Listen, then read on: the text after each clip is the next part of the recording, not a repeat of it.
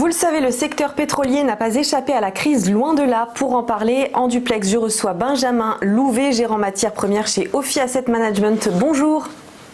Bonjour à vous. Merci d'être avec nous. Alors tout d'abord, expliquez-nous dans les grandes lignes quel impact a eu cette crise sanitaire sur les marchés pétroliers.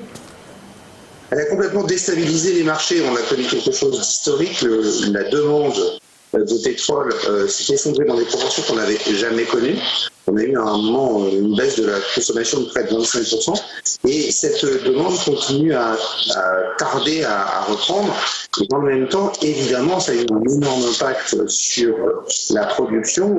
On a dû adapter la production avec une baisse très forte de la production des pays de l'OPEP, décidée par les pays de l'OPEP et ses alliés, avec la Russie notamment, et une baisse non décidée, imposée en fait aux États-Unis par les prix du marché qui se sont effondrés. On a même connu des prix négatifs sur le pétrole dans le courant du mois de mars, ce qui était inédit et qui a très profondément déstabilisé les marchés.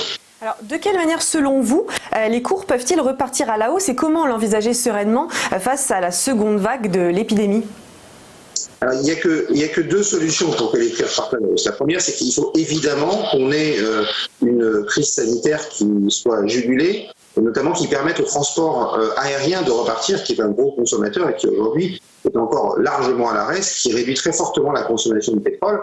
Mais sur le plus long terme, je pense que les prix du pétrole devraient repartir très fortement à la hausse. C'est une de mes craintes, parce qu'on a créé une situation où la baisse importante qu'on connaît depuis quelques temps a réduit très fortement les investissements dans le secteur pétrolier. Et en sortie de crise, au moment où on va avoir à nouveau besoin de pétrole, on risque de ne plus être en mesure de produire le pétrole suffisant, puisque, vous le savez peut-être, mais la production pétrolière, si on ne fait rien, a tendance à diminuer naturellement. C'est ce qu'on appelle la déplétion. Et si on ne relance pas très rapidement les investissements, en sortie de crise, on pourrait avoir une envolée des prix du pétrole et donc enchaîner la crise sanitaire avec une crise pétrolière, ce qui serait particulièrement difficile pour nos économies. Alors justement, si on se projette sur le long terme maintenant, quelles pourraient être les conséquences de la baisse de la demande dans ce secteur ? Les conséquences de la baisse de la demande, elles peuvent être multiples. Donc je le disais, il y a effectivement le manque d'investissement qui est un premier point important. On a aussi des évolutions structurelles de ce marché qui peuvent entraîner une baisse de la demande.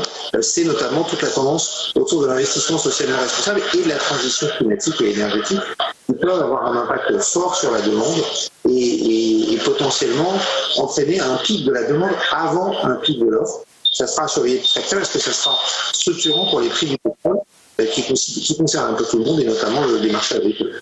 Alors des conséquences qui se ressentiront aussi dans le secteur agricole, en particulier pour le maïs et le soja utilisés pour les biocarburants. Expliquez-nous. Oui, forcément, quand vous avez un prix du pétrole qui a tendance à baisser très fortement, comme on le connaît actuellement, ça entraîne une moindre compétitivité des agrocarburants qui viennent notamment en addition dans la consommation de pétrole traditionnel.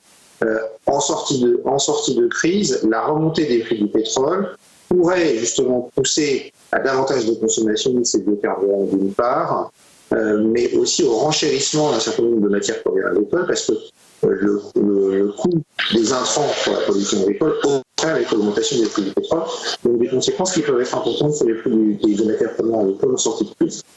Merci beaucoup Benjamin Louvet d'avoir été avec nous pour parler de ces matières premières. Dans quelques instants, la Como du jour.